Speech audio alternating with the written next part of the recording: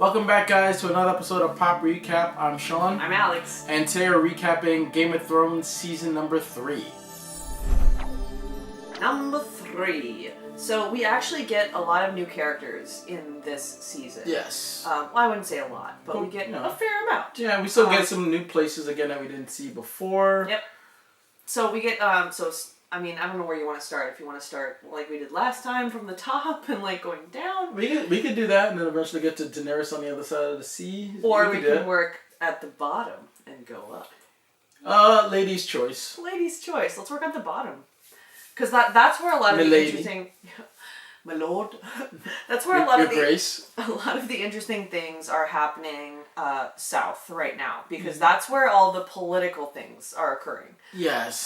The more north you get, the more it's less chess and more combat. Well, I mean, I think more checkers, I guess. Maybe. I mean, if you guys watched our review for season 1 and season 3, like I was saying at the end. We have like one of our two main chess pieces that are playing the game being Daenerys' dragons and the White Walkers be established at both ends of the season. Mm-hmm. And I think at the end of this season, I think they have gained more power, Daenerys and the White Walkers, because they're not being a little bit more established in their power in this season. So we didn't get any like major new players pieces being put on the board. We got some pieces off the board, which we'll get to. But I think Daenerys' piece got a lot stronger, and the White Walkers are gaining number all the time, but they're getting more established where they're becoming more of a threat because people are aware of them. Sure. Yeah. I know. A lot of great things happening in season 3. Yes, a lot. Let's start at the bottom, though. Okay. Okay, so... what do you want to start with? So, first of all, Littlefinger goes off to... He offers Sansa a choice. Yeah. He's like, you can leave with me. I was loyal to your mother. I loved your mother. You can come with me. This is not the place for you, and I can bring you back home. Yeah. And we don't trust this guy. Come on. No. You think he has a thing for Sansa? I think he does. He sees a little bit of Catelyn. Yeah, I think Sansa. So too. So of course he has a little bit of a thing, but ultimately at the end of the day, he really just wants what he wants, which is complete power. Yeah, I think he would have tried to put his finger in... We're not gonna go there. This is a children's show. Not really. But I think he would. Yeah. I think he would have tried something because she still has that last name and a tie to Winterfell. So I think and he's not the only one who knows this, obviously. So marrying her, getting a baby in her would actually like put his claim to the north. He had a legitimate claim to the north at that point. So getting in with Sansa is still a thing. Regardless of who her father is, or who her brother is, or who her mother is, that's still a thing, and that has value, and he sees that. Oh, absolutely. Yeah. And then we get the really iconic episode. Is it called The Climb or The Ladder? Well, I can't Chaos remember what is a ladder. Yeah, I don't remember what episode it's in. But we get him in Varys. We have his speech. Again, in the throne room of him. And he is resolute in what he wants. He's like, chaos is a ladder, and I intend to climb that bitch. But if you hear listening to what he's saying is, he's 100% right, especially in the world that they have established. Oh, he's so That's smart. Exactly what it is. It's nothing but that. Yeah. And you have to play the game. And he has seen very smart. That he's playing the game the way he has to play to get where he needs to go. Yeah. Because he's not the richest man. He doesn't have an army. He doesn't have the famous last name. He doesn't have any of that. So there's no way he's going to take the Iron Throne the way everybody else could. Yeah. So he has to maneuver his way and slither and slime his way to the top. And that is a ladder. You do have to go up certain steps and over people's backs to get there. And under, around, through. Yeah, you're right. Because, I mean, if we look through the seasons, he betrayed Ned, even though at one point he was trying to team up with Ned. He betrayed Ned. Like, he's doing this thing. He's looking out for number one. Yeah, he's looking out for himself. And from his point of view, what else is he going to do? That's his only way to get to the Iron Throne. So, like, that speech is, I think, him just pretty much... If you didn't know before what he wanted, which he's pretty much made it clear, you definitely know that's what his main goal is at that point, once he made that speech. Absolutely. And what's interesting is that he's trying to rope in our friend Sansa into his plan, yeah. which ultimately we know that is what ends up happening, and that it really is his ultimate goal, but we don't know that yet. No. So all we're seeing right now is, hey, I care about you. Hey, I can get you out of here. Yeah. Hey, come home with me. So he gives her the opportunity, and at that moment, we see Roz, his right-hand woman, yeah. and we see Shay, which is Sansa's handmaid, in this interesting conversation where Roz says to Shay, don't trust him. Yeah. Watch him with her. Especially with her. Specifically with her. And we realize that indeed is true. So that's a really interesting... There's not a lot of opportunities for women in this show to communicate with each other that's not, politically charged. You know what I mean? Like, this actually was, one of those women-on-women moments where it's like, hey... They're generally concerned about something. Exactly.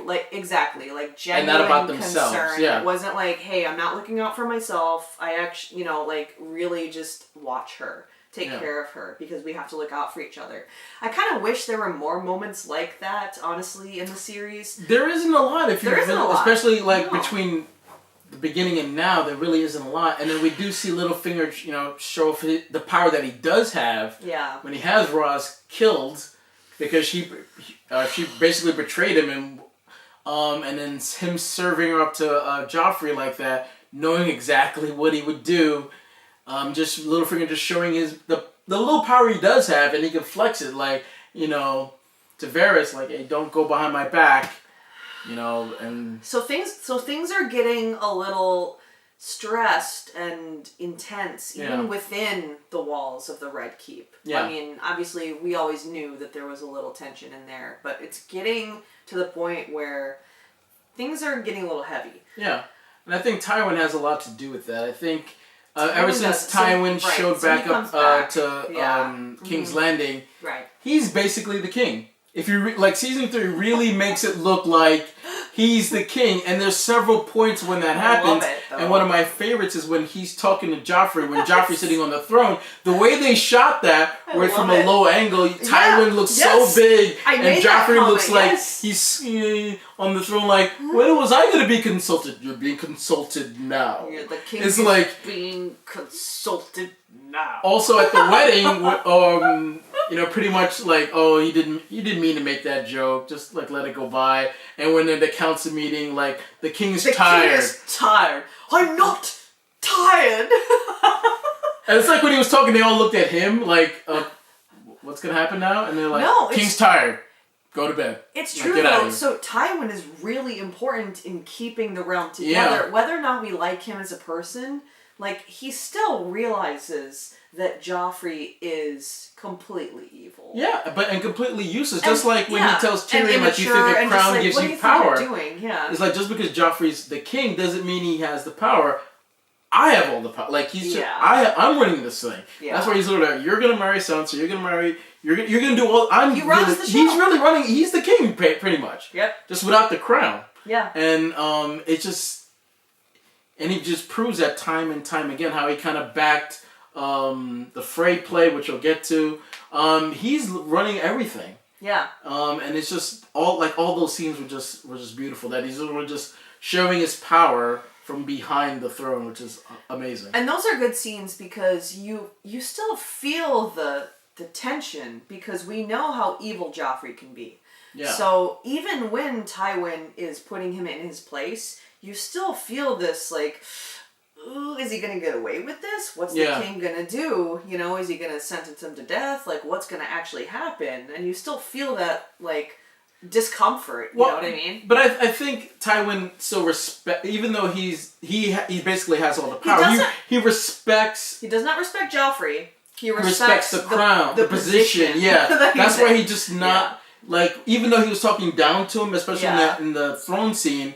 He still respects that, I'm talking to the king, even though I'm really in charge. I'm telling you what's going on. Just like he's well, the meetings are in my wing. He's I would have to walk all the way. Well, we can carry you if you want to come. You still got to go that way, but you can be carried. So he does respect the position. He doesn't respect who's sitting there, but he knows well enough to know, not just like to, pump his chest out too much. Tywin really does work less on emotion and more on what he's really smart. Yeah, honestly. absolutely. And and ruthless. He's ruthless for sure, and we don't really like him, but like the more I watch this is the fourth, maybe, I don't know. Yeah, I think fourth time that I've seen this season. Yeah. I'm realizing like, okay, he's actually really smart. Yeah. He's ruthless. He's not a good guy, but dang it, he's doing things and getting them done. I mean, he's not really that much of a he's bad to his children. Like, if he didn't have children, he wouldn't be that bad of a guy. He's just really smart and cunning and ruthless in the sense that he's just going to do what he wants to do to get the job done, and B, protect his legacy and his name. Okay, well...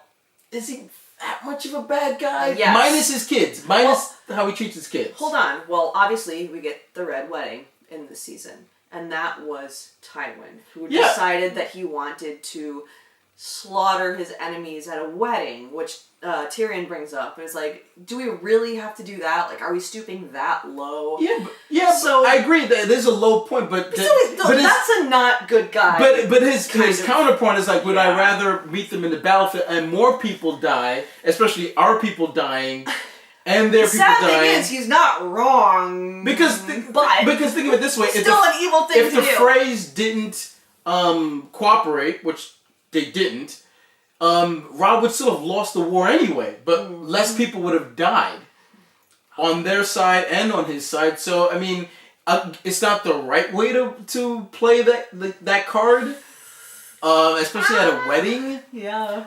But, I mean, I can see from his point of view that he's like, hey, I'm just trying to win this thing.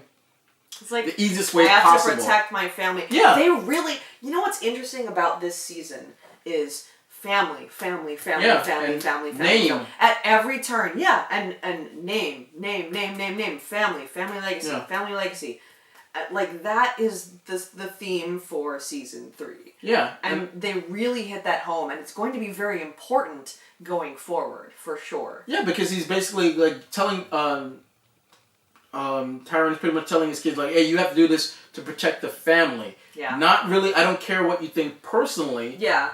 But you have to do it for the family's sake. And that's all he's really about. And I think that's why I don't blame him for doing the things he did. Because from his point of view, what else is he going to do? Like, I mean, Joffrey's an idiot. Yeah. Cersei's only really cares about her family. It actually is true. The more I watch this, the more I'm like, okay, he's actually the only person in this series who's like a little bit reasonable, even though he's harsh. Yeah. But so let's talk about his decisions that Tywin makes that will lead us into other characters. Yeah. So, number 1, he decides to marry Sansa and Tyrion. Yeah. And in the same fell swoop, he decides that he wants to marry Cersei and Sir Loras Tyrell. And they don't have a say about it. No. Well, it's so interesting how they'll talk back, but they realize that is the word. Yeah, and that was it. That's the command. Like, he made his... Well, even when you go back to them finding out what the Tyrells are trying to do with Sansa marrying him to...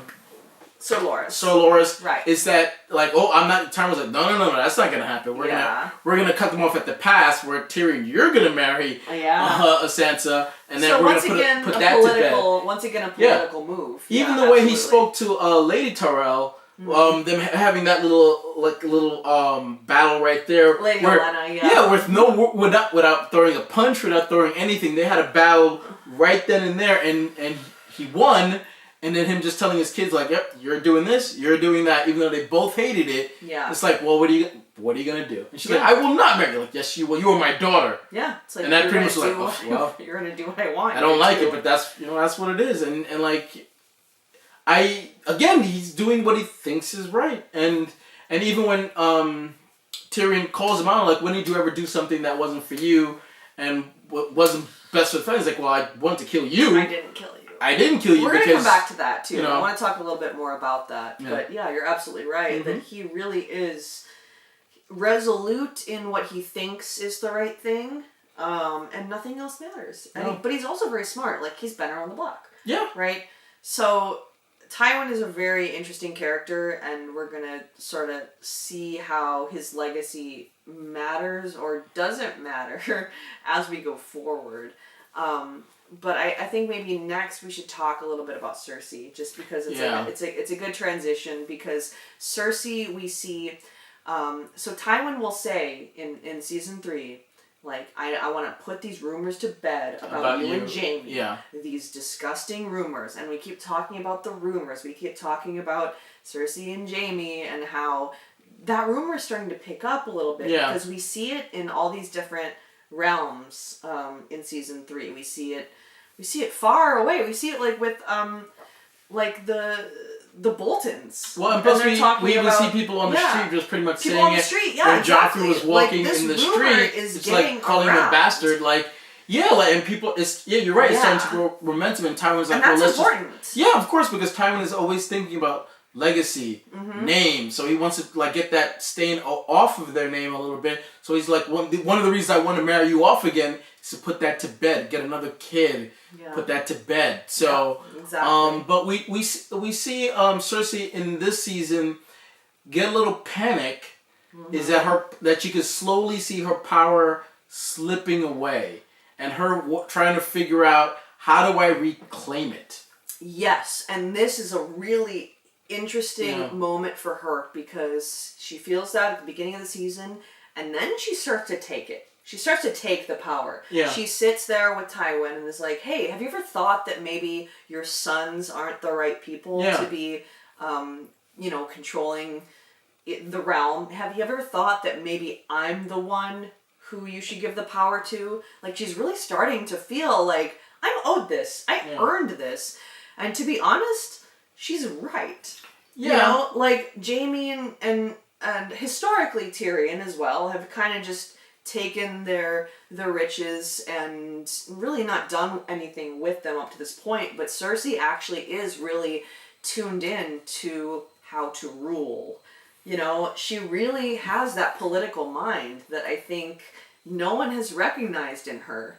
No, but then the way they see her handle or not handle Joffrey, it's like, you really want to give more power, but you can't keep your son in line. It's like, who could keep that asshole in line? Well, but to that point, we see Marjorie kind of feed into what he's into. Oh, it's manipulation for sure. Yes, but then Cersei, when Cersei sees that, oh my God, there is a way to get to him to a degree. Yeah. She kind of feels a little bit more threatened. Like, oh, if Marjorie's finding a way to get to him, she's gonna start whispering in his ears, and obviously when they're alone.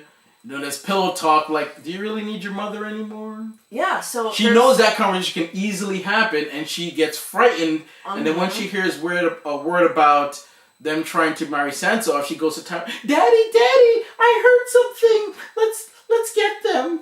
Like, her just kind of like being a little schoolgirl and wants to tattle, because, like, I feel threatened. Well, that's exactly what it is, but I also, it's threatened, but she also feels like she's owed something. For sure. Yeah, because, I mean, considering who she was married to and like how she's been treated, I totally agree with that. Yeah. She does feel that way, but I don't know if Tywin or anyone is justified to give her anything, considering that she hasn't really earned it. She feels like she's gone through a lot, but I don't think she's earned the power that she's trying to grab. It's hard to say. Because she's jealous of Marjorie. She's been in the shadow for the whole time. She's been in the shadow of Robert. She's been in the shadow of her son now. Yeah. And I think she really is a mastermind. Yeah, and she sees Marjorie as a younger version of her. And But playing it better. And that's why. And she's like, she's younger, she's prettier. She's basically gonna be queen. Yeah. And she has a way of manipulating Joffrey that she can't do. Absolutely. Like she doesn't have his ear that way.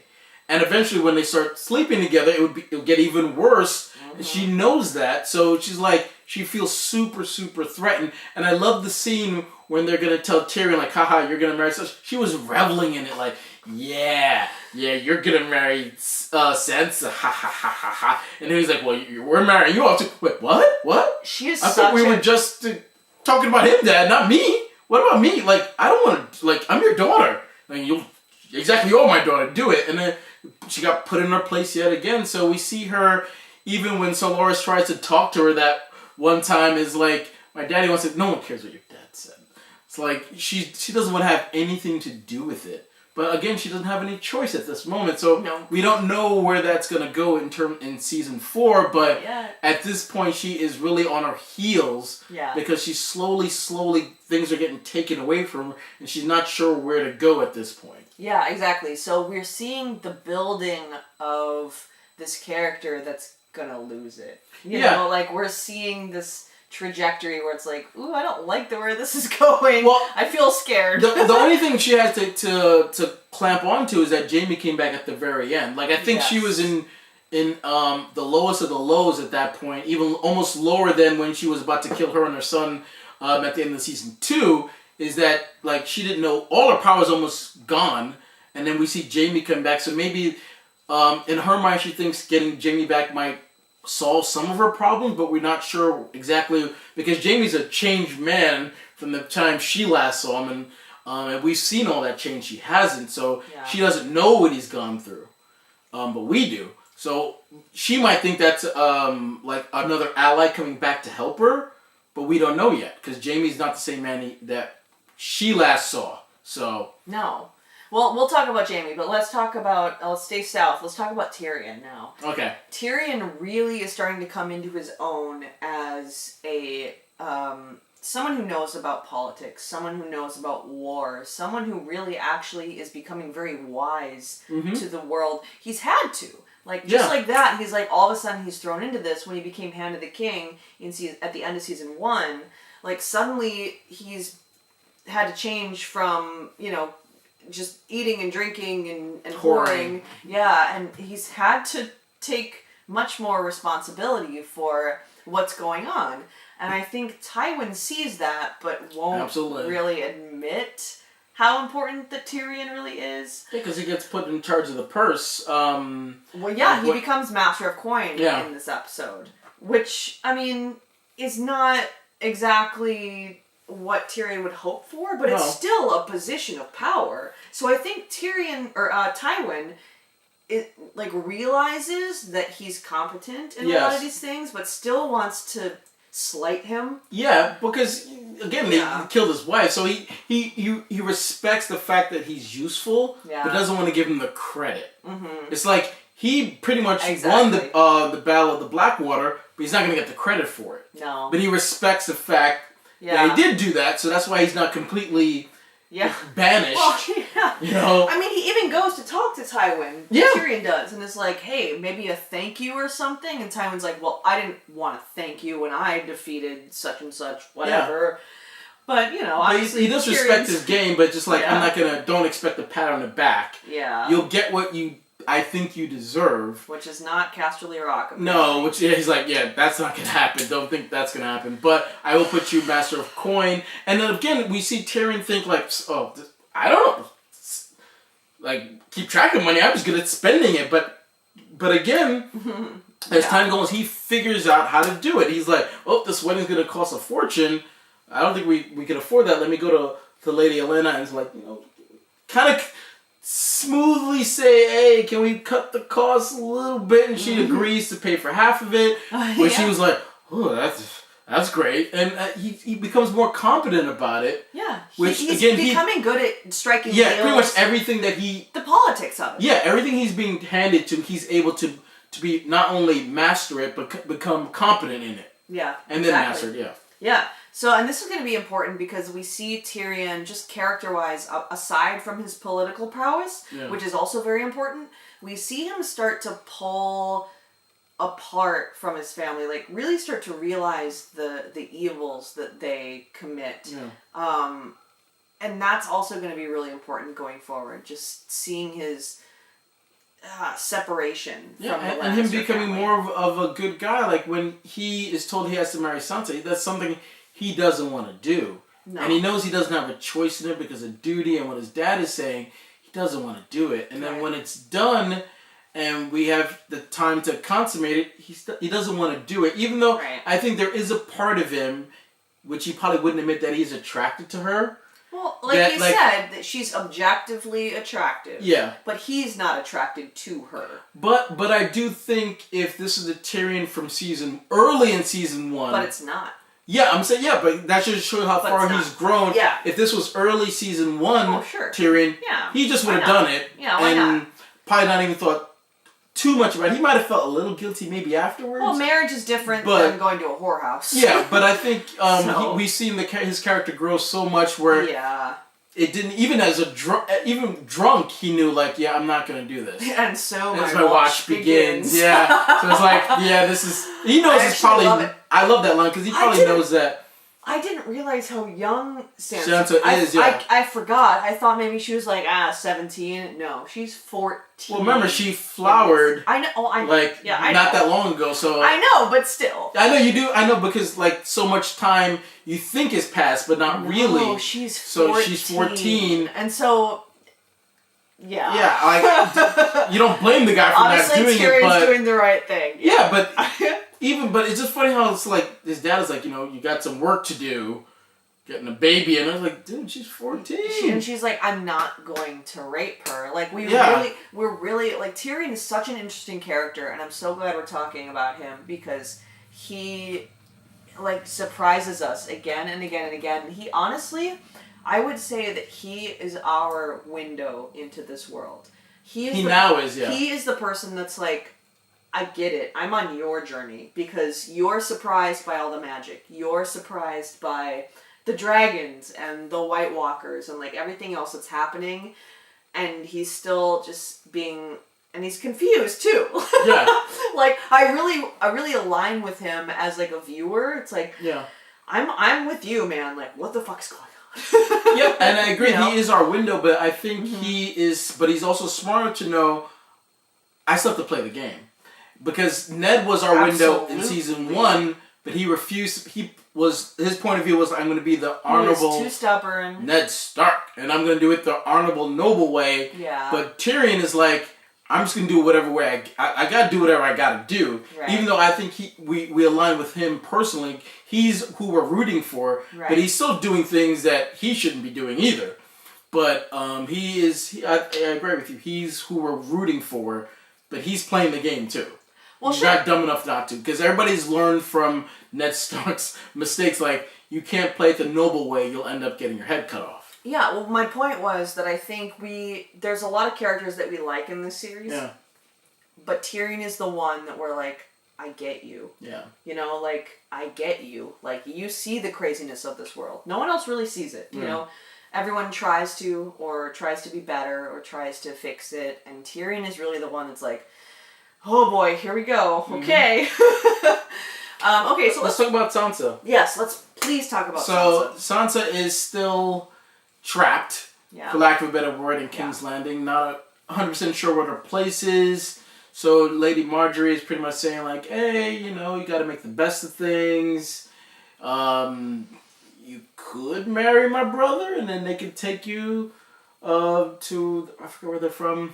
Highgarden, and then you can be there, and then we could be sisters, and everything could be great. So they had that plan working until Tywin found out, and then they switched gears, and then she's like, "Well, now you're gonna marry not Joffrey, Tyrion," and then she's like, "Well, I don't want to marry Tyrion," and then they kind of like, "Well, you can make the best of it. There's ways of making men happy," and then with Littlefinger, her just like not wanting to go with him, thinking like, well, if I go with you, I can go home.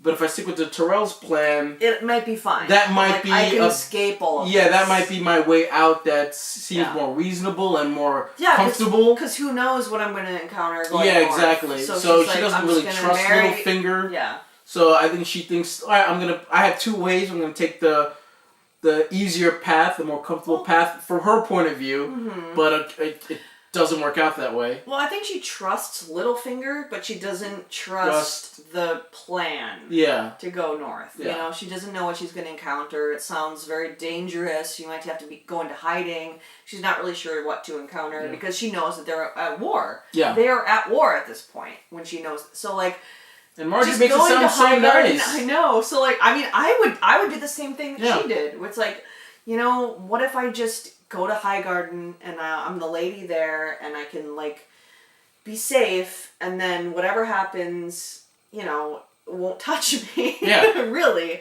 or I can help from afar in some way. You know, so I think she made the best choice that was presented to her.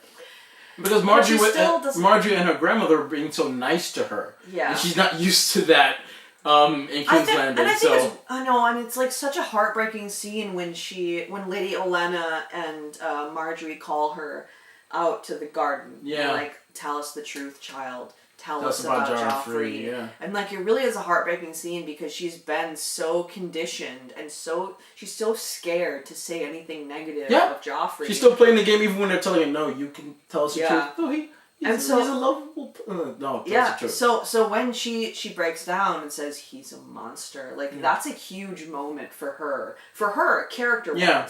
Because it means that she can speak candidly, again in a way, carefully. Yeah. But I think she's starting, like, it sort of broke the spell a little bit. And she's like, okay, wait, I'm not the only, I'm not wrong. Yeah. Like, these people also agree that he is not the best person. And I do also like the relationship that her and Tyrion start to have. Once she realizes, you know, I have to marry this man.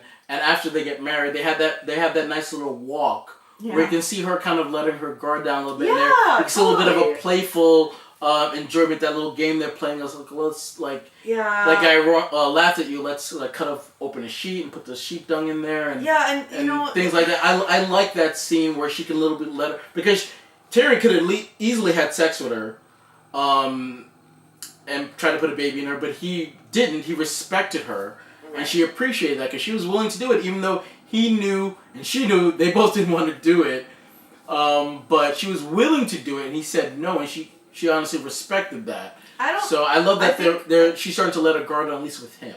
I think she was too young to actually respect when a man doesn't touch you. It's hard to explain.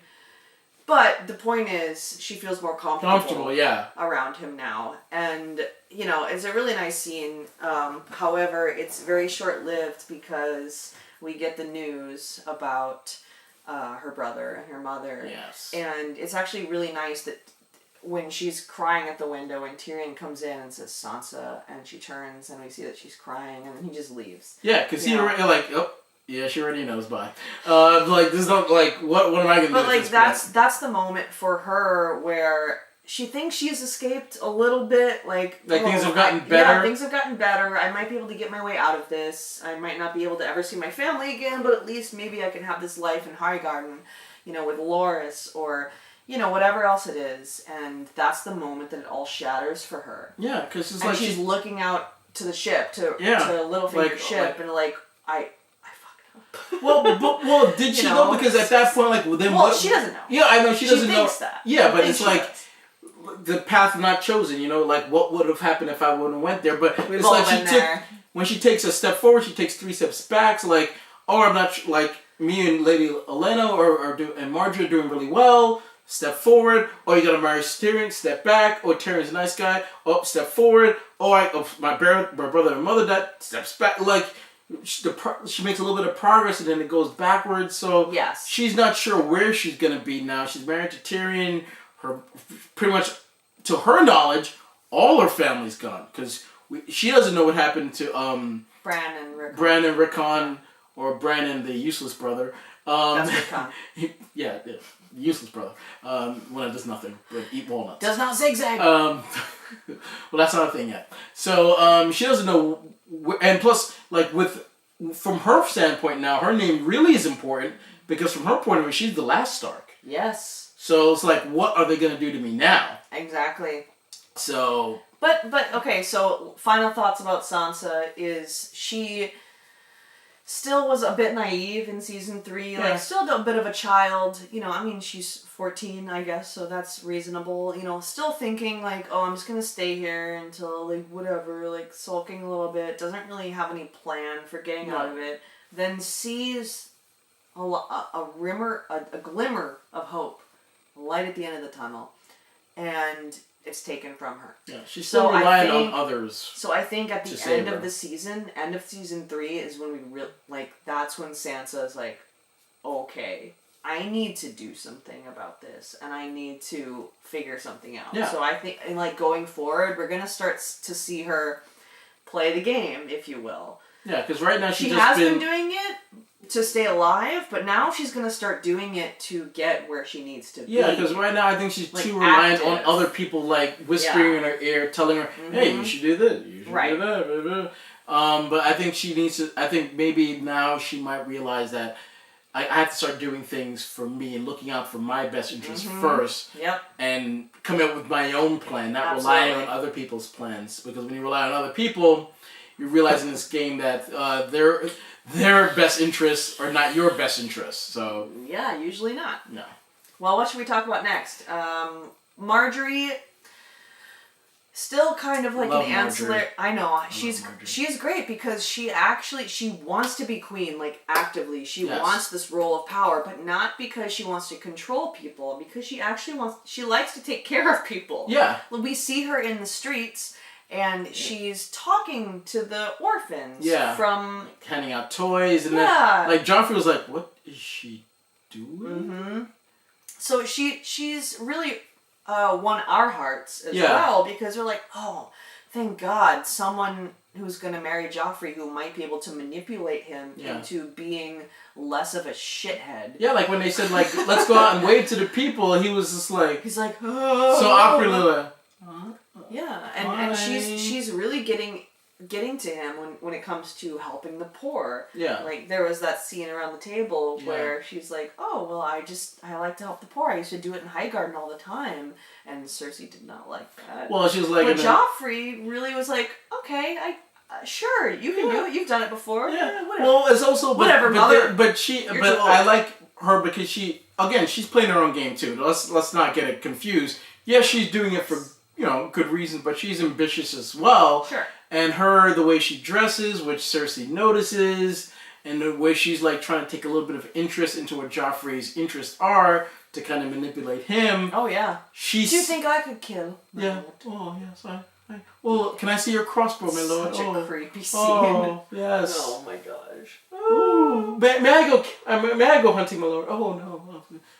Like her just like kill. Yeah, just her playing. She's playing her game too. She's very smart. Yeah, especially when she's talking to Sansa about there's ways of getting what you want to manipulate men.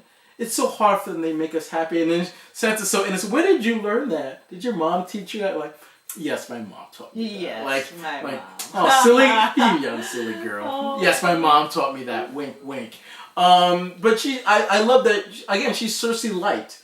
That's how I always look at her throughout the entire series. She's not 100% crazy. She is not vindictive, but she can be spiteful. She's playing the game her way, and she's trying to get to where she wants to go on her own terms. And she's trying to play nice with Cersei, but Cersei's not trying to have like, oh, we could be sisters. Cersei did not like you. Like, you call me sister again.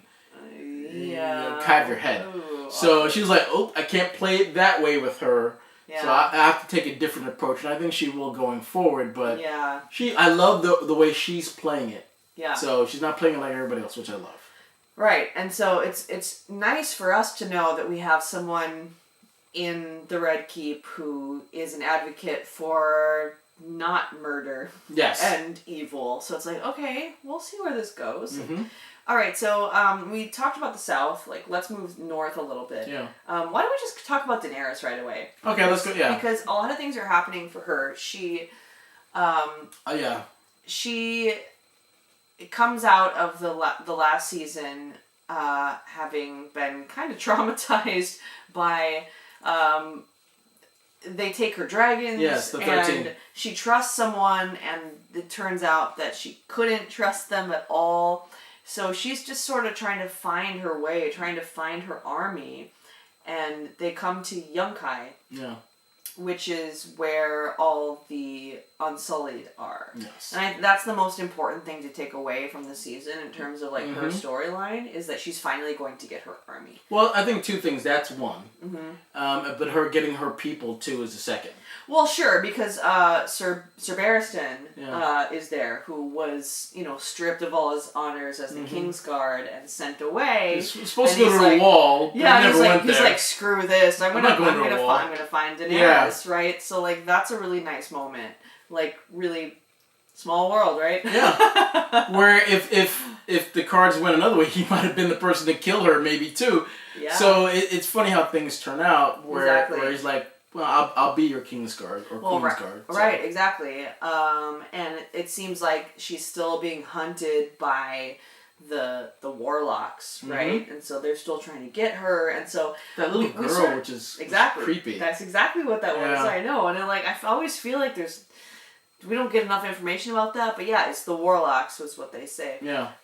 So we know like she's never going to be safe, which is why it's important that Sir Barristan is there, and obviously Jorah sticks by her side, and it becomes increasingly important and increasingly more obvious that she needs help. She needs protection. She needs an army. She cannot just keep doing this because people are getting wind of her, word is getting out. Yeah, word is getting out. That's a good way to put it. Yeah. So. And then look how she gets the Unsullied. She steals them. She doesn't even pay for them. She steals them. So, like, they try to bargain with her about, like, Yeah, well, how are you going to pay for it? Oh, I'll give you one of my dragons. Oh, okay, deal.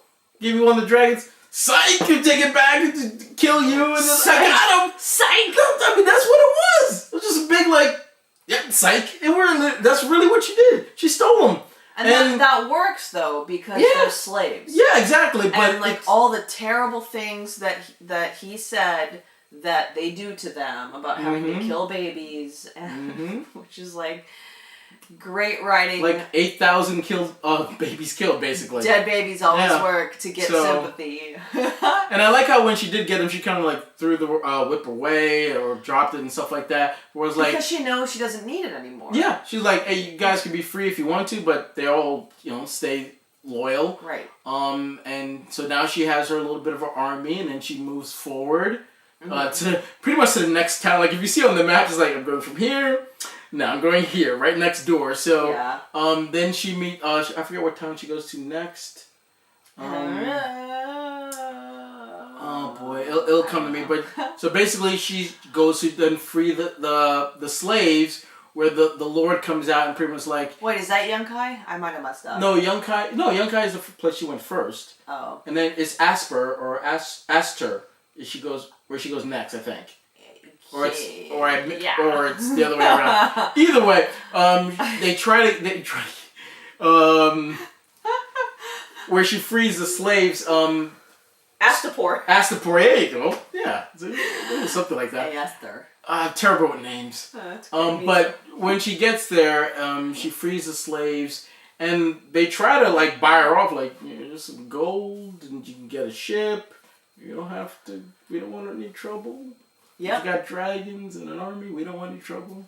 No, but she doesn't want to have any of that. But she's becoming less of a here's what I need and more of a you can't do this. Like I'm gonna take what I want now. Well, but it's less that. It's more like you can't have slaves. You can't do that. I'm gonna make sure that you can't do that. Yeah. And it becomes less of like a conquest to make sure that she gets across a narrow sea, which obviously is still in the back of her mind. Yeah. But like. She's writing wrong. There's a different part of her that we're seeing now, which is like you can't do this anymore. I'm gonna make sure of it. She's being more aggressive, and she's like, aggressive for the right reasons though. Yeah, because she's trying to like liberate slaves. Yeah, like not like hey, I need more people. It's like oh wait, we came to the city. They can't do that. No. However, we're gonna have to kill everyone. But I like that she's being more aggressive. Like she's not afraid to have her dragons right next to her and feed them right next to her. I wouldn't be afraid. And literally, like when they go to take the gold back, the dragon's like, look, that's my gold. You gave it to me. Remember? Like her being more like showing off her muscles. Like yeah, I do have dragons. Yeah. Don't mess with me. I do have the Unsullied. Don't mess with me. She is getting like. She's getting more confident. And a little bit of cockiness is starting to come out. Like, I got dragons, remember that. Like, yeah, Khaleesi, come. I know you're Khaleesi, but, So she hasn't been put in her... But you can understand where that cockiness comes from. Based on that, she does have dragons. Now, she even mentioned, like, a fortnight ago, I didn't have an army. A couple of months ago, I didn't have any dragons. I have dragons now. I have the Unsullied. Now I have people. Like, you can see she's slowly gaining things. Yeah. And I can understand the in her right mind. way, though. Yeah, but even so, you can understand why she would be a little bit more cocky. Because of her background, she was a slave. I would be. Her freeing all these people, them calling her mother. Like, you can see, it's hard for it not to go to your head. Yeah. But she is getting more powerful, and I think it is starting to go to her head. And eventually, I think she is going to need somebody to kind of take her down a notch, to kind of like whisper in her ear, like, yes, you have dragons, but, don't be an evil person. That's like, Jorah. Yeah, but I don't think he's doing a good enough. He's counseling her and trying to tell her what to do, but I don't think he has... He's doing the best job he can. Yeah, he is, but he doesn't have her ear yet. Yeah. Yeah. And I think at some point, she's going to need someone to tell her, hey, keep her on the straight and narrow. Like, yes, you have power, but you got to do things the right way. Like, yes, you can be ruthless with these people because they're pretty much slave owners, but eventually you're going to talk to people who don't deserve the dragon, and they deserve sympathy or negotiation, and you can't just be, fist all the time. Well, I feel like it goes both ways, because Daenerys was talking about how she needs to free these people, and her advisors were telling her, no, don't do this. This is a waste of your time. These are slaves. Yeah. And she's like, I'm going to do it my way. I'm going to do it right. Yeah. And she does. So it's like a really interesting position for her to be in. And I don't know, like, so at the end of season 3, we see her, like, the end of season 3, the episode is called Misa, and we see that she is the mother to these people. Yeah. Like, she actually has earned the love of the people around her, and up to this point, we have been told, you can't just conquer some place and expect people to love you. Like, you have to earn it. Yeah. And so we finally see that. And so we actually are given so much hope that she really is the rightful, like, queen of the Seven Kingdoms. And plus, so it's a really important season and episode. Yeah, and it's also a nice scene where you actually see the people Yeah. calling out to someone who has power and showing that person love. And she comes down and... Yeah, and that person like actually goes to them. Not just like standing above them, and looking wave. down. Yeah, yeah. Like Joffrey and awkwardly waving. It's like, no, I'm going to actually go meet the people. Have them touch me. Yes. Have them lift me up. Where you can see everybody else is like, oh, is she gonna be okay? safe? Like, yeah, it's a risk. She's like, I'm with my people. It's fine. Yeah. So it's that scene especially when they're pulling up from the top. So we see how many of them they are. And we can like, see their dragons. Like you can see, like she's with her people. Yeah. She has progressed. So again, it's the season 3, like I said before, didn't add another big piece. But Daenerys' piece has gotten bigger, more powerful before the real game has begun with the end of season 3. Right. From her point of view, yeah. So we have a lot to expect from her. So let's talk. Let's talk a little bit about Jaime and. Jaime and Brienne. And Brienne, Lady Brienne, not a lady. So Jaime has a very, very big arc in this season, where we get to really see him humbled, but also become a better man, and we get to see temporarily. Well, no, I don't think temporarily. I think he has his moments where. Well, if we're talking about subsequent seasons, which we aren't. Well, no, we're still talking about season 3. Like, there's certain things in season 3 he wouldn't have done in 2 and 1, where he easily could have had them rape Brienne and leave. He could have left her there like, I'm going back home. Yeah. Sorry, girl. I know it's gonna happen to you, but shit's for you. Too bad. He could have easily let that happen. Yeah. He didn't. He really. It's crazy the way that he leaps to risking his own life. Maybe because he's a little blind to, obviously, hey, your name doesn't mean shit. Yeah, I mean, but he still does it anyway. Well, we see him hit rock bottom. Yeah. So him getting his hand cut off is pretty much that's the end of him. From his point of view, at that moment, it's like that's my right hand. I don't know how to fight with my left. He tries to fight with his left. He realizes he can't do it. He's pretty much at that point just like, yeah, just kill me. Like, she's even telling him you should eat. Like, he's almost like, what's the point? Yeah. But it's not until they have that scene where they're taking a bath, where I think he just washes away the old Jamie, the Jamie that cares about his name, that cares about his image, and he pretty much it's like almost a confessional, like a baptism, where he's washing away his past sins and his past pride, and he pretty much explains to her like why he did what he did. He didn't do it for name and glory. He did it to save King's Landing. Like, the king was just going to burn everyone. Which is crazy, because up to this point, we've thought, like, oh, he's the guy who betrayed the king. He killed the king. The Kingslayer, Yeah, he's such an evil guy. Yeah. And then we finally get the truth. Yeah. That's a really important scene. And I love the end of that scene where he faints and she's saying, oh, Kingslayer. Kingslayer's like, no, my name is Jamie. And I think that scene is really him just washing away that moniker, that persona, and then just really embracing who he really is. And he's like, I don't have to carry that Kingslayer label. I don't have to carry it anymore because no one gives a crap. I don't have a hand anymore. He's not really the Kingslayer anymore. That person died the moment his hand got cut off. And he just realized that now I could just be Jaime Lannister. And what does that really mean? I think he's trying to find who that person really is now. Yeah. And that's why he went back for her. Yeah. Because he could easily, like, the old Jaime would have been like, oh, I'm going home? Peace. Out of here. Mm-hmm. Like, too bad for her. She's going to get raped and killed. Too bad. Would have never thought twice about it. Like, he literally jumps in to protect her from a bear. Bear, yeah. Which, the first Jaime would have been like, yo, let's see how long she lasts with this bear. Like, would have put some money on it, probably. Yeah. So, but like, for him to go down without a weapon, he literally jumped in there without a weapon to try to save her. The old Jaime would have never done that. Never. Never, never, never. And it's insane to see how far he's come. He's done a complete 180 in the span of 10 episodes. Yeah. To see like him, how he trusts her, like with that burden. Yeah. Of him explaining it to her was very, very powerful, and the fact I think it was cathartic for him. Yeah, absolutely, 100%. Yeah. Mm-hmm. And then just to see what by the time he's getting home, that look on his face when Cersei sees him, and he kind of looks down at his hand, like I'm not the man you left. I've changed. Yeah. You don't know how much I've changed, but I'm not the same man I was when you last saw me.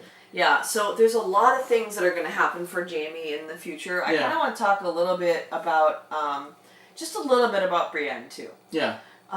Because she also has changed a little bit. Like, she is just so blind in her loyalty. She's like, I'm going to do whatever it takes to get what needs to be done. I made an oath. Like, she's just so loyal. But then she sees what Jaime has done for her. Mm-hmm. And she's conflicted because she's starting to see, like, wow, he saved me. Like, he's not what they told me that he would be. Like, things are changing for her because she's like, I know that I'm loyal, but at the same time, I can't betray him because he was loyal to me. Yeah.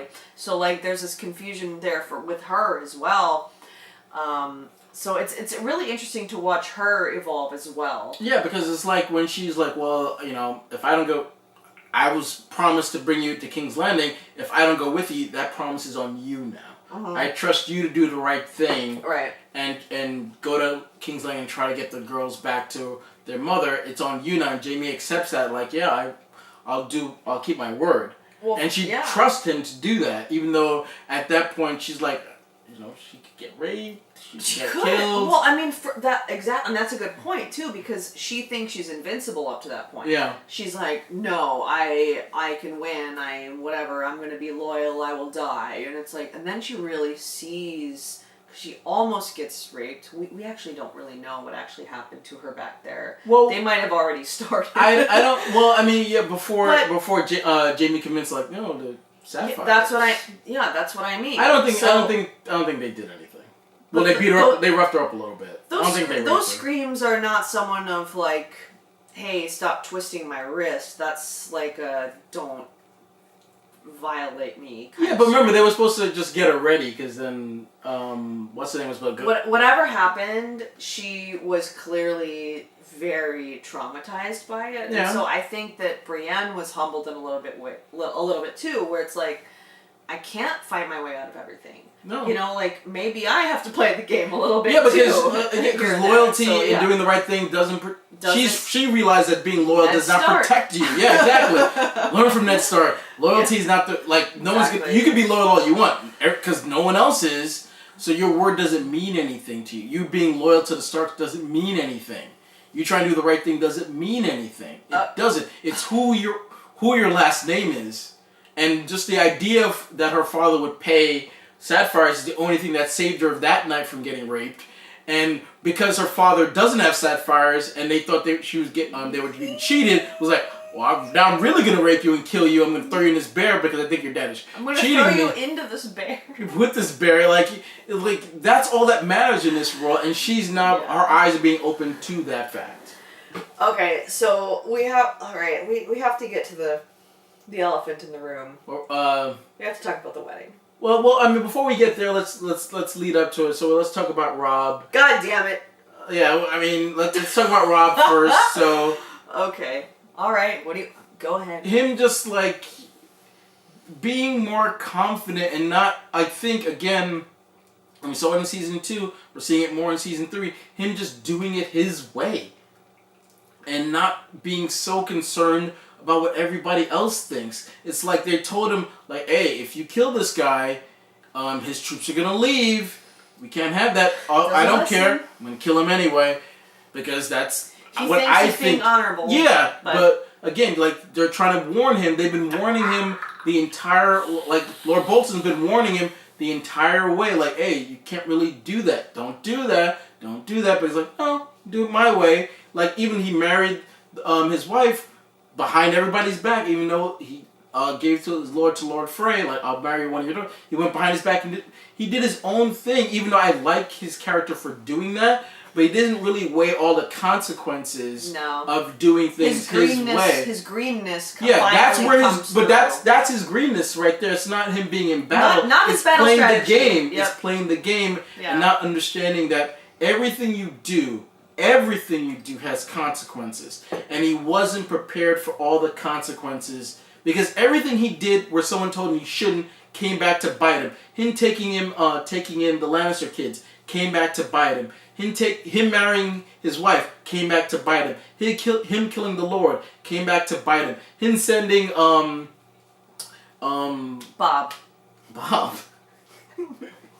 No, him sending oh my God, Reek. I can't remember his name right now. Theon back to Winterfell came back to bite. Every decision except for battling that he made came back to bite him. The people he decided to trust, Yeah. So, I mean, I think that's where his greenness really showed up, is the fact that he didn't know how to play the game the right way. And because the way his father got killed, it made him even more conflicted about what he shouldn't do. Yeah. And then that was his downfall. Yeah, absolutely. And of course, we see in this season, he basically imprisons his mom. Yes. For the right reason. For the right reasons, but also, she's definitely smarter than him. Yeah, but at the end, he realizes that. Up too, so, like, you know, like, there's this back and forth with, and no one's right, and ultimately, everyone dies. Yeah, but you can understand from his point of view, like, hey, I can't kill my mom for letting Jaime go. No, of course, but I can't let her counsel me. It did create tension, absolutely. I feel like, and, his greatest mistake, obviously, which led him to his death, was needing to go back to the towers where he wronged Walder Frey because he didn't keep his word. He didn't keep his oath, and Catelyn was, told him that, like, hey, you can't do this, like, you fucked up. Like, you made the wrong choice. And also had a ripple effect, because then you're not, and she even mentioned this too, you're not a man of your word now. You went back on your word, and now why would your lords respect... She called it in season 2. Yeah, she absolutely called it. It came true, is that once you go back on your word, your lords are like, well, why would I listen to you? Yeah, why would I keep my word? Why am I fighting for you? Yeah. it's like when he killed that lord for killing the Lannister kids. It's like, well, his men left because like, why would I stay loyal to you? You're not a man of your word.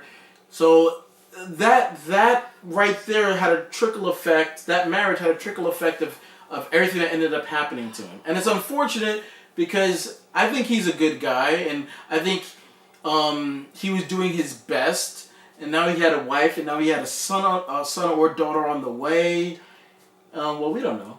I said or daughter. Oh, or daughter. Yeah, we don't know. But just the way he went out, it was like nobody wants to go out that way. Right. Okay. So like they made a few mistakes, and I think it was Lord Umber Carhart. Whoever was the old dude. Yeah. Whatever. So anyway, his grandfather dies. Yes. So they go back to Riverrun, and he's like, "This is a distraction. If it doesn't directly pertain to the war, it's a distraction," which is kind of like the first hint you get of like, ooh, maybe they're not making the best choice to like go back for their grandfather's funeral. Maybe just let him go onto the boat and catch fire.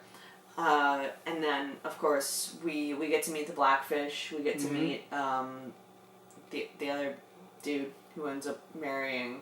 Yeah, he takes. That's the actual wedding that we get to see. And it turns out that there's a pretty wife. Yeah. So like Rob maybe like you fool. The reason Rob, not to say that beauty is everything, obviously, but that is the reason why Rob was like, whatever, you got to look at the wives, right? That's what he tells his mom, like, are any of them pretty? And he could have had that one. And it probably would have been fun. And you know the funny thing about that is... in common. The funny thing about that is when he took the veil off and he had that look like, yeah, I was hiding her. Yes! Hiding her. It's good editing. Yeah, where like, that's so good. Like, it's like so yeah, I had a pretty editing. one. And everyone's like, oh. It's like, I wanted to test you. Yeah. To see, you know, and screw you. Yeah. Screw you for slighting me. So, like, it's just, like, a lot of things that led up to their failure. But and it's like, looking back on it, you can just see that he's, like, Walter Frey's portrayal. Like, he's like, well, let me take a look at your wife. Yeah, I see why you betrayed me. I see it. But you can almost see, like, yeah. Like, nice takes. Yes, I can understand. He's not the best guy. No, he's, obviously he's an asshole. Yeah, it makes sense. But you can slowly see the tension building, and you think, like, all bygones are bygones, where they have the wedding, and they're eating and drinking. And complete surprise. And then as soon, but not complete surprise, because once you see that door close and that music starts to play. Well, yeah, of course, up to the point where you see the. You think everything's all right, and then. And then Catelyn pulls Bolton's and he sees sleeve wearing apart. armor. Oh no, and he's wearing the chainmail, and she's like. She smacks him. Rob! Oh man. And then the wife gets it first. It's like right in her belly. But the weird thing is they don't know that she's pregnant at that point. I know, but no way they could know. No, but that's just a slow. But it's a slow death. So it's the writers, obviously, who are like. No, but you gotta look at it from their point of view. No, but from their point of view, that's a slower death than just slicing her throat. They want to suffer a little bit. Whatever. Yeah, because they don't know she's pregnant. But from their point of view, it's just like because she died in his arms. Like if you just slit her throat, she's dead. It's just, I think they wanted him to suffer a little bit. I think she was already. No, she died in his arms. She was already. She was close to dying, and then he died in her. And then we see. It's good makeup though. She looked pale as hell. Yeah. Like she looked dead as. And I like Catherine's like last, hooray, where she's like, "Oh, I'll kill your wife if you don't let my son." It's like end this. Yeah. Well, it'll all be forgiven, and she's like, "I'll just get another wife. What do I care?"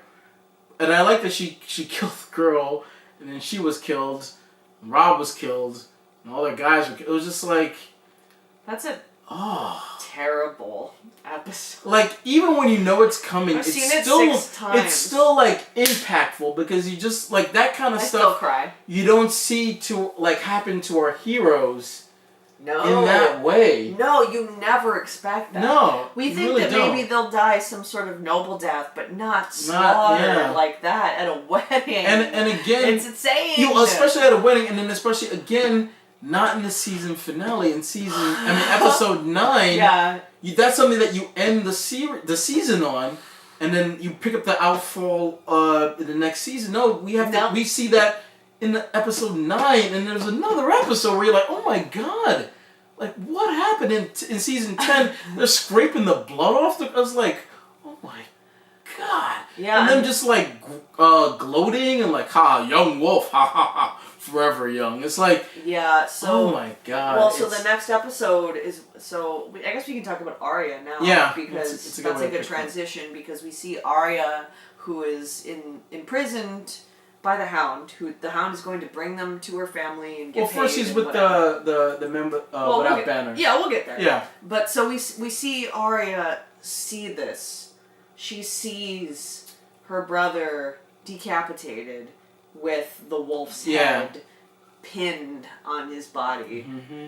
And like that look that she gives is just so heartbreaking, but at the same time you kind of see this like change in her almost a little bit of like, I have nothing anymore and I need to become a murderer. Because she doesn't know what happens to her brother. She doesn't know what's going on with John. She doesn't know what's going on, but she sees clearly that there was a problem. Yeah, but I like in episode 9 where she's right across from the river and she can see the banners, but she's still fearful. Like, I'm close, but I'm still so far away. And the Hound even says it. Yeah, the Hound is are you worried scared, that they're not going anywhere. They're right there. Don't worry. But you can still she like. I don't think she would have still felt that way right until the moment where she actually saw them and can see them and touch them. Because so much has happened to her since seeing her dad beheaded, to the point where she's been alone all this time. She hasn't seen any of her family, hasn't been back home. Yeah. You can understand why she's been, like, she wouldn't be comfortable until she's actually in her mom's arms or in her brother's arms. She's not going to be comfortable yet. No. So the fact that she was worried, and then comes out the fact that she should have been worried because she, again, was so close. She went inside the castle. She could see the bannermen. She could see them. They're right there. And then to see them get slaughtered. And then to wake up and see, the picture of like her brother being rode off on that horse with the wolf head. It's just like, she just really has nothing.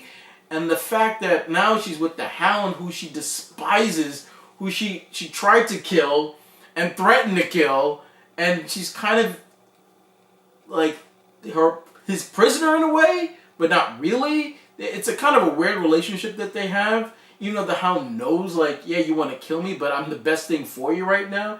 It's a weird dynamic that they have going into season 4. Right. Really, really weird and interesting. Yeah, I agree. And like obviously we see Arya, she's emboldened and she's like, I'm gonna go in, I'm gonna save everyone. Yeah. You know, and she just has that mentality. She hasn't yet learned how to sneak her way into situations to be an actual murderer. Yeah, she could have easily gotten herself killed. Yeah. At that point, if the Hound didn't step in. Absolutely. So the Hound is like, too late. Yeah, it's too late. Know? Like, let's get out of here. Yeah, and so obviously, like in their storyline, we see the Brothers Without Banners as well. Yeah. So we are introduced to the God of Death, like, or I guess, well, not the God of Death, but like the Red God. Well, we see the Lord of Light's actual power yes. come, like, we actually really get to see it in action. So we thought up to this point that maybe it was just Melisandre who was like, okay, this is weird, like dark magic, but no, there's other people around who believe in the Lord of Light, and he is serving them and giving them powers and life and stuff like that. So this is the first time we've seen that, so this is really interesting. And obviously Arya doesn't quite get it yet. No. She's like, no, kill him. He's wrong. He killed my friend. He killed the butcher's boy or whatever it was. Yeah, and doesn't quite understand that that's not how things work. Yeah. And so Melisandre comes to take Gendry, and she doesn't understand, and she's fighting tooth and nail, and it's like, you can't come. And then what's really interesting is Melisandre looks into Arya's eyes and is like, I see darkness in you. And I see a lot of different colored eyes. There's like green, blue, black, well, brown. Yeah. Not black. It's like, and then they're dead, you know. And then we'll see each other again. Yeah. And I'm pretty sure it's like a foreshadow absolutely. with what she's going to do with the faceless men. Yeah. Right? So she's going to wear a lot of different faces. She's going to have a lot of different eye colors. Mm-hmm. Like, that's what she's going to do. We're not sure how she's going to do that yet. Not yet. But we will learn in later seasons. But yeah. Even with her interaction with the Men Without Banners, she sees that, like, not everything... The rules are very flaky when it comes to people, where she sees that, like, the Hound has done something wrong, and he's kind of getting a chance to still be alive. Where her dad did everything right, and he was killed. So she's learning a lot too. She's learning about that, how like, things not good guys don't always live, and bad guys don't always get what they deserve. She's like, well, he killed the butcher's boy. He deserves to die. Well, God, but didn't see it that way. Yeah, like, my God loves. I guess the Lord of Light loves me, then they love that butcher boy because I'm still alive. Haha. Yep.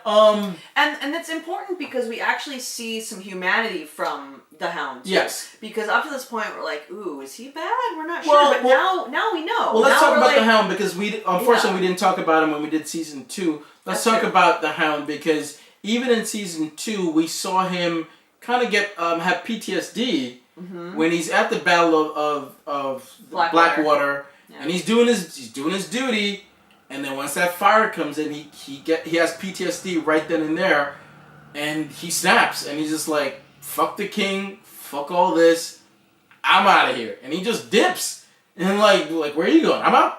He just dips, and he's doing his own thing. But we even get a sense of him in season 2 where even though he's the Hound, he's just there to do his job. He's doing it the right way to the best of his ability. He's always looking out for Sansa. He saved her. He's just like, hey, remember, tell your sister, like, I saved her. I saved her from being raped. Ira couldn't believe that. I'm like, no, ask your sister if you ever see her again. I saved her from being raped. Yeah, but the thing is, he didn't have to. The Hound doesn't want, like, accolades or glory. He's like, honestly, I don't care if you believe me. Yeah. Just don't try to kill me. Yeah, but he's doing the right thing. And then, I love it. And then in season 3, we just see him, like...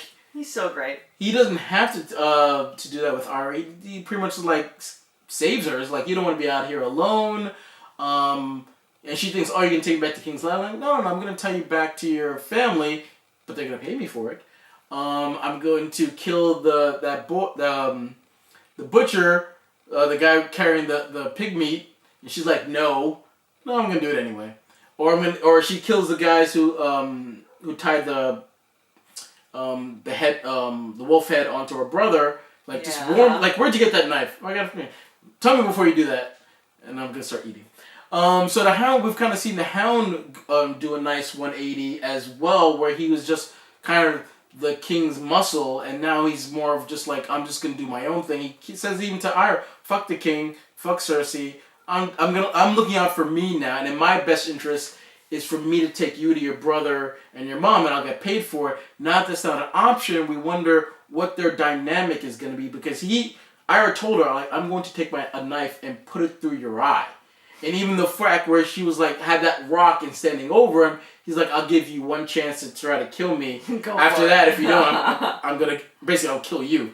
So I love how their relationship is turning out. Yeah, I agree. And the Hound is going to be, like, more important as we go forward. Yeah. We don't know quite yet how important. But yeah, and I also love... An interesting character. Yeah, but I love the fact that he knows that she knows the relationship that... him and his brother have, and how his face got that way, because that was very powerful when she's like, I know what scares you, the fire, and you can see like him like, oh my God, how do you know that? And she's like, oh, I know the story, and him just like embracing that she knows that fact, and the fact that she knows like what his kryptonite is, for lack of a better word, and how that's gonna play out. It's gonna be very, very interesting how that plays out, and we are curious if we're ever gonna see him and his brother again, if they're ever gonna have an interaction, because they had that beginning of the fight. Bowl. Yeah, at the let's go at the tournament until Robert stopped them. But I want to see that rematch or match again. Yeah. Trust me, we all do. Okay, let's talk a little bit about Bran then. Yeah. Let's move a little further north. So Bran is starting to become the One-Eyed Raven. Yeah. Whether or not Three-Eyed Raven. That'd be a weird raven, one eye. Well, I mean, Could be important. No, 300. Yeah, right. 3-eyed raven. We don't quite know yet what that exactly means, but we know that he has powers. We know that he can warg. We know that he is more special than other people that have tried to do the same thing that he's doing. And we actually still don't know his purpose. Yeah, he doesn't yet either, yeah. So he's a mystery to us, because he needs to go north of the wall. We still don't even know why. No, yeah. All he knows is that, he's been seeing this 3-eyed raven that's kind of been calling to him. Mm-hmm. And he's trying to figure out how his powers work, why he has these powers, what he's supposed to do with these powers. Right. And he's testing out his powers a lot in this season. Right. So he knows now that he can control the wolves. He can speak, he can go into them, control them. And then at the end Hodor. He ends at the end. He goes into Hodor. Hold the door. Hodor. What did I say? I don't know. Maybe. Not yet. But yeah, not yet. But he's just gaining his powers. Mm-hmm. And then he realizes he has to go beyond the wall. Right, and I actually forgot that he meets up with Sam. Yeah, I forgot that too, and I was like, "Oh yeah, Sam." Yeah, and Sam's like, "You're John's brother. I can help you." And he's like, "Well, actually, I got other plans." Yeah, he's like, okay. Sam's like, "I'm doing this thing, you're doing." But it's one of those things where they're in that windmill, and this happens a lot in the season, in seasons going forward too, where characters are next to each other and they don't realize, and don't meet or don't realize it. Like Jon Snow is right there. And then if things would have played out differently, oh, my brothers, they're right there. Well, yeah, and Bran, that's when he wargs. Yeah, and then he's like, able to save Jon, and he's like, well, I became a wolf and I killed a man. Yeah. So, but that happens again. Like Arya's right, it was close but not there. The brothers, damn Rickon. It's so useful. He don't do anything. Zigzag. Sorry. Doesn't do anything. It's just there. He's just. It is so heartbreaking though to see these characters so close, or to see even Sam and Bran meet. And it's like, oh, I know your brother. Oh, well, I don't care. I'm going to do this other thing. Oh no! It's but hard. Then him giving him the dragon glass was, and we'll talk about Sam a little bit, but but he meets these two people. I can't remember their names because I'm bad with names. That's kind of. The boy is just showing him how he can use his powers, because he's obviously been at this a lot longer than Bran is, and he's kind of telling him how it works and what you can do. Oh yeah.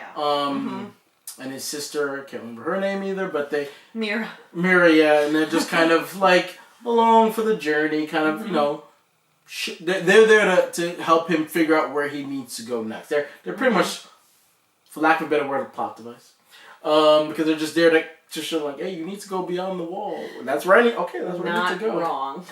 Kind of wrong. I mean, they're there to help him figure out how to use his powers. That's absolutely true. That's all they really do in season 3. And every season. Well, but stick with season 3. So let's talk about Sam. We can talk about Sam. Let's talk about Sam. So Sam again is still embracing his book knowledge. So all the conversations. His role in life. Yeah, he's found his niche is that he knows a lot. He's very knowledgeable. He's read a lot of books, a lot of old books, which people have been making fun of him for this whole time. But his conversations with Gilly, she's really impressed. You know all that from a book. You're a wizard. Impressed and annoyed. Yes. Stop talking to me about how smart you are. Or stop using big words because I don't know what they mean. Yeah. But she's annoyed but also impressed that oh my god, you're really, really smart. You're probably the smartest person I've ever met. And very brave so, because we saw that White Walker come and time to click what's mine, that little boy. And Sam takes the sword out. That didn't work. Glass. Well, no, but first takes the sword out, and the White Walker just destroys it. He's and you think, uh-oh, that baby's gone. But Sam, being desperate, takes out the dragon glass and kills him with it, and then we just he's oh. And that first thing I thought when they run away was go back and get it. Don't leave that dragon glass behind. I know. But if you remember, he had a whole bunch of them. So even if you left that one behind, he had a whole bunch. Still. Yeah, but we finally see fire can kill them, and dragon glass can kill them. So it's that puts another. Well, no. It's a joke. Love does nothing. Not yet. But you can see that Sam is interested in Gilly. Like when he brings him back to the castle and the master thinks like, Sam, is that your baby? Like, well, no, but I wish it kind of was. No, I remember. Like I remember the words, but I wish I did break them because I wish that. He loves. You can tell he's interested in Gilly. I mean, yeah, but he's still just so innocent and like, no. Yeah, but I didn't do anything to hurt anybody. But he wouldn't mind he wouldn't have minded. I think if Gilly would just like. I don't know. Well, sit next to the fire. Whatever. Well, certainly we see Jon fuck a bitch. So let's talk about Jon for a sec. You know nothing, Jon Snow. Yeah. So. That gets said a lot in season 3. Gets said a lot. He doesn't in life, know a lot of things. In fucking life, like it's pervasive. Nothing. Like it has transcended the series, and now it's just something that people say. Yeah, but I mean, but that sentence does mean a lot because there's a lot he doesn't know. Maybe and there's not. a lot that he learns. There's a lot that he does learn in this in season 3. As his character progresses to be a leader, there's a lot of things he doesn't know yet, and he has to learn. But there are a few things that he does, and he knows that he's never been one of them. He's never been a wildling, like he never will be. And he's like, "Why did you love me? You knew what I was." Yeah, you know. And she knows what he is. She even calls him like, "I know you're loyal. There's no way you're gonna like drop the being part of the Night's Watch like that. You're still part of them. Yeah, you can play this game all you want, but exactly. We're together now. It's She's like, it's us. You're going to be loyal to your woman. Yeah, I'm your woman now. So don't betray me. Okay. Like she's like, you can betray them. Don't betray me. Like we're in this together. She's like, ooh, she's scary. Yeah, but I love their scenes together where she's I love when she's teasing him. When Jon's like, I'm scared. Like Jon's like, Jon Snow. Yeah, but he's like, I don't want this. No, I don't want this, but I want it. Where she's like, I love when she's teasing about like, oh my dress. Oh, if I was wearing such. Oh, a spider. Oh, Jon Snow, save me, Jon Snow. Wow, that's a really good impression. But I love their scenes together. It's not surprising that they ended up getting married. Their chemistry is the actors, you mean? Yeah. Yeah, they have great chemistry together. Like I would have just loved to see an episode of just the two of them. And like if a buddy comedy. Yeah, or just episode focused on the two of them because their chemistry is so like when they're climbing the wall, everything. That's a scary scene. It really is because you think like I don't like heights. Well, neither of them like climbing 700 feet of wall is. Oh my God. It's hard for anybody, but like their chemistry, like especially when they get to the top and they look at beyond the wall on that one side, and they look at beyond the wall on the other side. That's a really powerful way to end that episode. But it is, but like let's talk about what that actually means. Like this is one of the few moments in this series where it's just love. It's just like nothing matters, you know, like whatever is happening over there, like whatever power play is happening, no matter where we're going, like that is one of the few moments in the series where it's like we're here now. Yeah. And nothing else matters. Yeah, we're two characters just in the moment. Yes, and that is very rare. And you're right. Nothing else mattered at that point. There's just two characters in love, and that's it. And then after that, we're back to war. Yeah. You know, basically. So like that really is a good moment. Yeah, they're literally on top of the world. And meaningful. It's a meaningful moment. Yeah. They are. Yeah, exactly.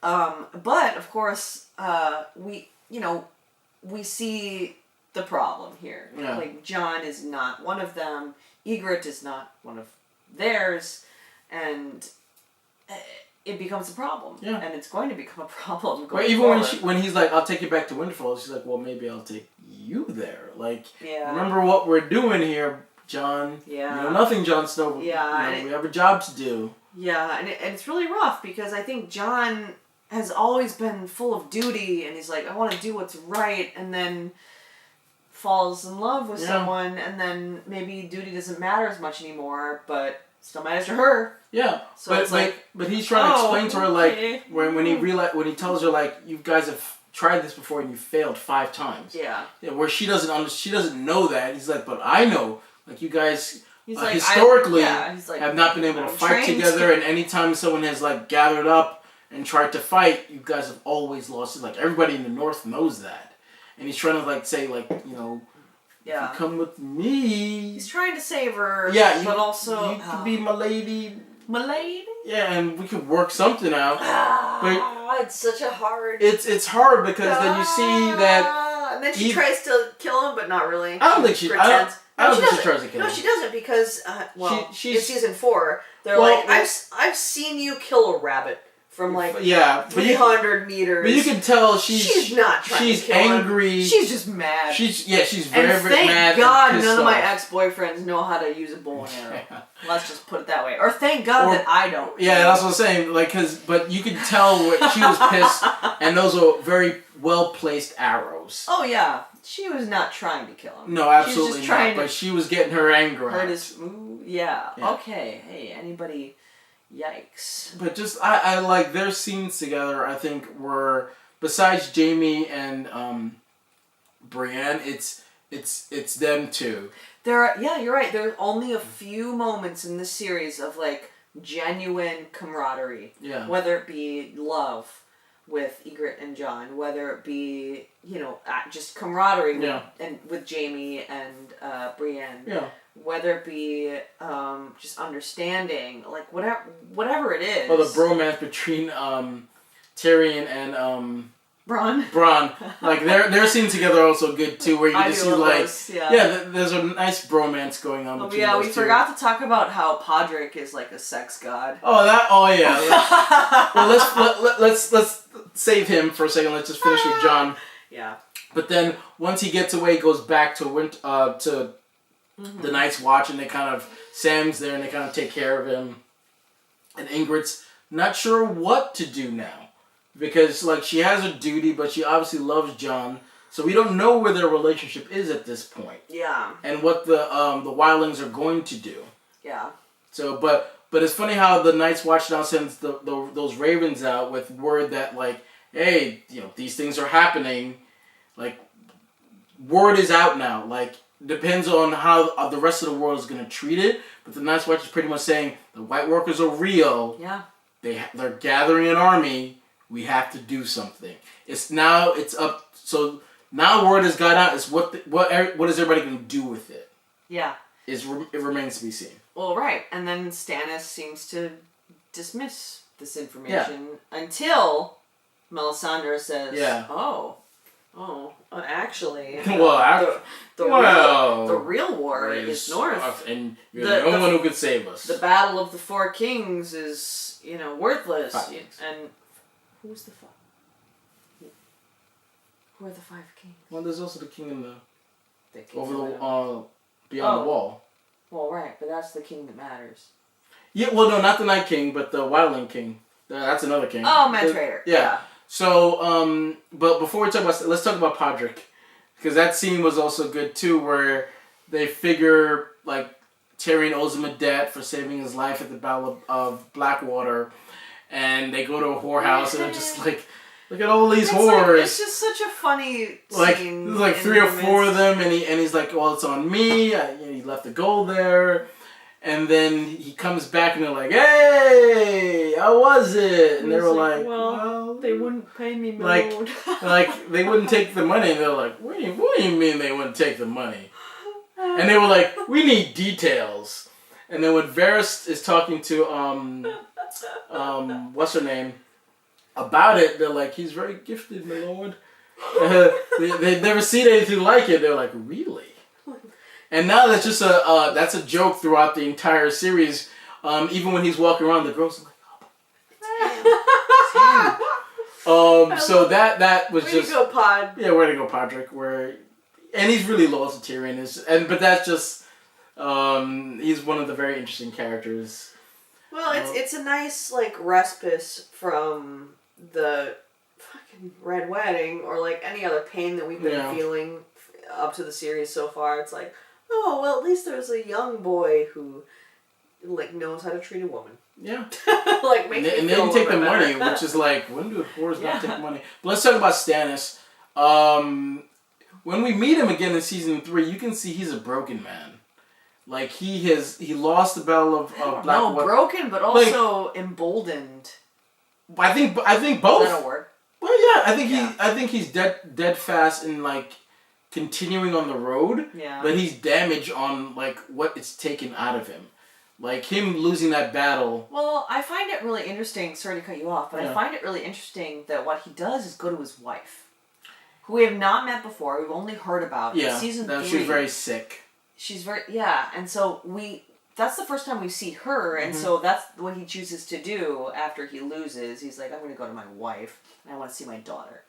Well, I think these are characters that we didn't see before. Well, we didn't even know he had a daughter. We knew he had a wife. We had no idea. But again, that's him being a little broken because he went up there to confess, like, I was unfaithful. And she's like, I know. Yeah, she's also like, really freaking weird. Yeah, it's lady. like I really. Lady. I almost kind of like approved it in a way. Yeah, she's like, I know you fucked that bitch. Yeah. It's okay. It was for the Lord of Light. It's all good. He's like, what? All right. All right, I need another boy. Almost kind of like, I'll just keep doing it. But you can see. But she keeps those freaking fetuses like a freaking weirdo. Yeah, that's weird too. It's like, oh. I mean, they clearly set us up to know that, which is really interesting because they set us up to feel like he's justified in what he's done because they make her seem so weird. Yeah. And like just... Yeah, putting those babies... I know they were stillborn, but just she's like, oh, my children, no. And it's like, okay, I can see why you wanted to have sex with the red lady. But it's one thing if they were... But it's one thing if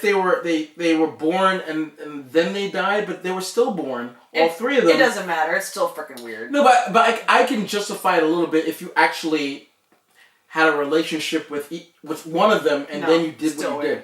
Nope. No. It's still weird.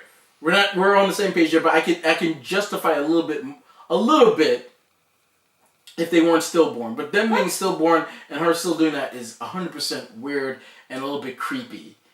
To kind of just mourn over them like that. Like I understand like there's a special relationship obviously with women and children, like giving birth to something like that. Nope, still weird. Again, of course it's so weird, but it's like, it's weird and creepy. And then to meet the daughter, who's lovely, and innocent, so likable, and like, oh, daddy, and clearly has something wrong. Like there's something wrong with her, and I think maybe what's wrong with her is why she was not talked about, and B kind of put away in the side, like kind of kept in a tower kind of a way. She's a daughter. She's not a son, so she can't further the line. Yeah. So like there's reasons. Yeah, and we're not sure what that is at this point. Like obviously she's deformed. We're not sure why she deformed or how she's deformed or what a deformity is and how that affects her. But we do see her take pity on Davos the Onion Knight. And then she's like, oh, I love him. He always came to visit me, and then Stannis saying, "Oh, he's a traitor," but she didn't care, and Davos saying, "She still went down and she still went down there, read. Yeah, and like, all right, I can teach you how to read," and gives him a book, and then continues to encourage him to learn how to read, and we see him make progress with that, and even Stannis is like, "When did you learn how to read? You know how to read?" He lies, of course. Yeah, and he lies. Oh, my son taught me. Because he doesn't want his. Because he knows that she's not supposed to be seeing him because he's a traitor. Yeah. And you just see with all the scenes with Stannis is that he does rightfully have the claim to the throne, but the season clearly shows you that he's not right for it. He really, really isn't right for it. And we see Joffrey not being right for it. He's not right for it either. Simple in a different way. Yeah. Not right for it. And Melisandre's kind of literally manipulating. She's really whispering in his ear. And we still don't know what her deal is. No, we don't. We see her take Gendry's blood, and we're like, this worked, but like, what the hell's going on? Like, we still don't really know. Well, we don't know, like, did it work? We don't know. Like, we don't know. She's claiming, like, yes. Because Davos is like, well, it's a coincidence, of course. We think, it's like... So he died in war. Like, what? So you think you did this? Like, really? Yeah, you didn't think, like, but even though we know the Lord of Light does have powers from the the guys with banners, we can see there is power, but we just don't know how close Melisandre is besides giving birth to that shadow Stannis. The sun. We don't know clearly like how her powers actually work. Yeah. Besides that, even though she was going to kill Gendry, or we thought at one point maybe she was going to get another son in him that way, and she was gonna use it that way because she was. Stannis was like, I want another son, and she's like, well, you're too weak for that. But there's king's blood up somewhere else. And at one point you think, well, is she gonna do that? Or like, no, she's gonna kill him. And then Davos says, like, no, let's not. Let's use his blood. I want to test, but even the test doesn't really bear the fruit that they thought because it's still kind of like that was kind of coincidence that Robb died. But Melisandre's still is whispering in his ear. Right. And we don't know exactly where that whispering is going to lead them to. And it's going to be very important going forward. Yes, because he still thinks he's the rightful king, and Melisandre still thinks he's the key to not only uniting the Seven Kingdoms, but fighting the battle beyond the wall. She tells him, like, you're the one who's going to save us. You're important. We're not sure about that yet, but we don't know if that's true or not, but that's what she's claiming. I want to move on to one other character. Yeah. We have to talk about Theon. We have to talk about what's happening to Theon because Theon obviously has betrayed the Starks, but also has done poorly in terms of what his father wanted because he's like, I didn't want him to do that. Like, I didn't tell him to do that. He also betrayed me. So Theon is in this weird position where he's in no man's land. He's in no man's land, and the Boltons, Roose Bolton is the Warden of the North now because he helped the Freys. Yeah, that was his reward. You know, the Red Wedding and all that stuff. So. And he's like, oh, my bastard's taking care of it. Don't worry about it. You know, yeah, but I love the way he has his own way of things. But I love the fact that the entire season we don't know what's happening with him. We don't know who's capturing. We don't know why they're torturing. We don't know anything. He doesn't know. He's trying to figure it out. We're trying to figure it out. You see him escape and be led right back to it. To be led right like that was the cruelest thing. It's just like. Ramsay is a sociopath. Absolute sociopath. Like, it's him or Joffrey. Like, who's the worst sociopath? It's like they're trying to one-up each other, even though they don't know each other. It's like, who's worse? You're absolutely right. The thing is, Joffrey has control, but is still being influenced by, like, Tywin or his mom or whatever. To a degree, and Ramsay Marjorie has absolutely no control. Yeah. Like, he's just sort of like, I'm just gonna do what I want. Yeah, I'm gonna torture you, and then like I'm gonna cut into your finger to make you. I'm gonna make you want me to tell you to cut it off. That's hard. That's hard. To watch. He let those two girls kind of mess with him, and then he calls them off. Then he cuts off his penis, and then he teases him by eating the sausages. Like, oh, I should, and waves it in front of him. Oh, you think? No, I wouldn't do that. It's a pork sausage. It was like, oh, this. It's like, what do you think I am? Yeah. I'm not a savage. But it's and then he mails it to his dad. It's just like he's such a sociopath and vindictive and we hate Ramsay. Yeah. Like, at first we were like, yeah, Theon, screw you. Yeah. You fucked up. But now it's like, okay, you've gone a little too far. Yeah, way too far. Insane. Yeah. But he's getting his comeuppance. But even there's like to a point where it's like, all right, that's too much. Yeah, like exactly. him getting tortured and at the beginning where we think, all right, he's given up the goods, and then when we see Ramsay let him go, we think like, all right, well, yeah, he's paid his dues. Almost kind of like, all right, that's enough from the audience point of view. Yeah, he's paid his dues a little bit, but once he gets tricked back in, it's like, oh my god, that's now when he's sticking the finger in his. The pen, and then he starts peeling it off, and then cut it off. And then the torture where you think the girls are saving him, but they're teasing him, and then he's get his manhood cut off, and then it just like he pretty much he was broken. Right. Theon becomes Reek. Yeah. In this season. Yeah. So we're not exactly sure at this point what that means going forward because we see that Yara is determined to come get him. She's like, he's my brother. He's Ironborn. I'm gonna come. I'm gonna take. I'm gonna take all my ships. I'm gonna take all my men. We're gonna bring him home. So that's gonna be really interesting to see in season 5 or 4. 4. I mean, season 4. Sorry. Well, but it's also see how her dad is just the Greyjoy is just kind of her dad just gives up. He's just like he can't further the line anymore. Like it's not giving up. It's like he doesn't care. I know, but he gives up on his son. No, but he never cared. True, but I think he had some hope for him. No, very very little. Nope.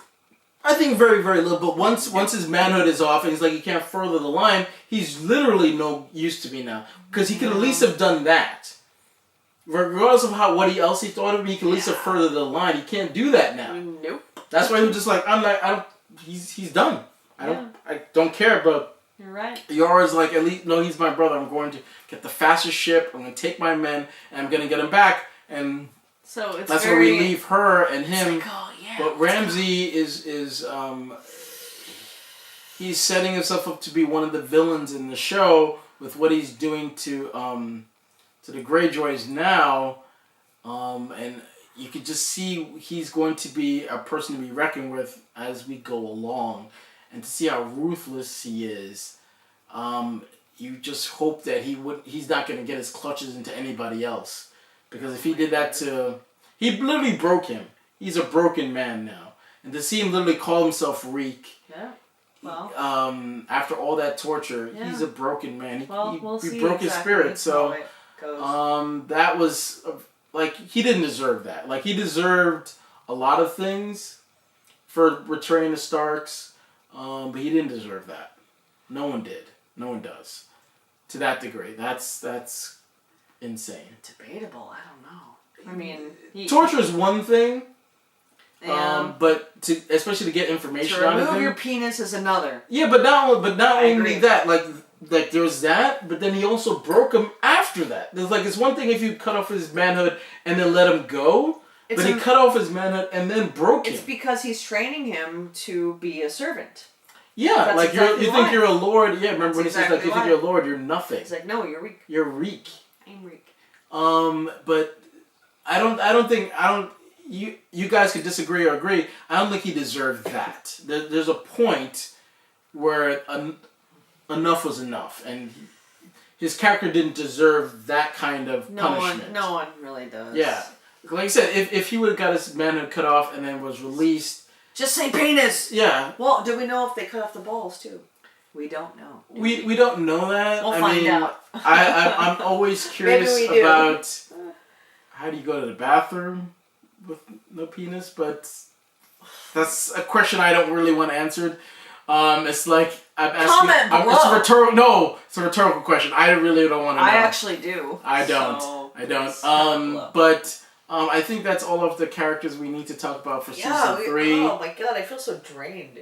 Yeah, season 3 is a very, especially with that red wedding. It's a gut punch. Every time I see it, it's like, fuck. No. But let's talk about Joffrey a little bit. Let's talk about Joffrey and the fact that he can't give up Sansa, where she's even married to Tyrion, and he basically tells Sansa, "I'm going to rape you." Well, he says everyone is mine to torture. Yeah. Everyone. I'm the king. Everyone is mine to torture. Like, I'm going to... He pretty much tells her, I'm going to... Would you like if I just sneak into your bedroom? Like, oh, you wouldn't like that? Don't worry, I'll get some guys to hold you down. No, but he doesn't know how to use his dick. He just wants to kill people. He likes to torture. Yeah, that's the thing. He's a sadist. He doesn't actually like to have physical pleasure with normal parts of his body. He's just like, oh, I like watching you die. Or just like torturing you, like pulling wings off a fly. Like I don't even think he would really have sex with her or try to rape her. That's what I mean. He doesn't even know how his dick works. But I think he would actually have more pleasure watching someone else rape her. Like he's saying, like, would if I did it? He likes pain. No, I rather or seeing someone else in pain. That's why he killed what's her name with Roz with the arrows. He just likes inflicting pain on people. Even the fact when he finds out Robb is dead, he's like, tell Lord Bolton to bring me his head so I can then serve it to Sansa. And they're like, you can't do that. Yes, I can. I'm the king. And until he looks at the grandfather, looks like the king is tired. Like, let's go away. But just the fact that he's really starting to like his show how ruthless he is. And how vindictive he is, and how much of a sadist he is, too. He's actually feeling his oats now, and showing. Even though he knows how powerful he is, he's still not 100% sure where he fits in, because he looks up to his grandfather and is afraid of him in a sense, because everything he says, he then still looks at him like almost like, am I okay to do that? I don't think he's thinking about it the way you think that he's thinking about it. I don't think he's processing the way that you think he's processing it. Well, because I don't think so. Because if he, well, he's still he's still a coward at heart. Well, yeah, but he's not going through the motions, being like, what if? If my grandfather, it's like, he just says shit. No, he says either feels threatened or not. But Tywin puts him in his place, just like Tyrion puts him in his place. Right, exactly. But I still think he's a coward at heart, and that's one of the reason he's torturing Sansa, because she's one of the few people that knows that for sure. Because in season 1, when Nymeria bit him, and he was just a little pussy about it, we know he's a coward, and he knows she knows that. Well, I don't know if it's so much that, but he also knows that this is a situation where he can actually hurt someone. Yeah, but he can hurt anybody. But I think he loves torturing her. But he can hurt her because he knows how. He can shoot an arrow at someone or whatever it is. But he actually knows how to emotionally torture her. Yeah, but I think that's the reason why. And because she saw him at his weakest, and he's never going to let her up for that. Sure. So, I think that's everybody. Yeah, I think so. Yeah, season 3 is, whew. Alright, guys. And thank you for enduring. If you've watched the whole way through, what are your thoughts about season 3? Who your favorite character? In season 3, what arc do you like the best? What was your favorite episode? Favorite moment, favorite scene. Let's start the conversation below. Also, what are you looking forward to going forward to season 4? What were your thoughts about season 1 and 2? Start the conversation below. Also, remember to like and subscribe, do all those great things. Make sure to hit that bell to be notified when we do a review for season 4. You can also go back and check our review for seasons 1 and season 2. We also did episode breakdowns of every episode for season 7, so that you can look forward to those, and we'll do episode breakdowns for season 8 when that comes out. So look forward to that. Yes. But until next time when we recap season 4, I'm Sean. I'm Alex. Thanks you guys for joining us. And remember, winter's still coming. It is.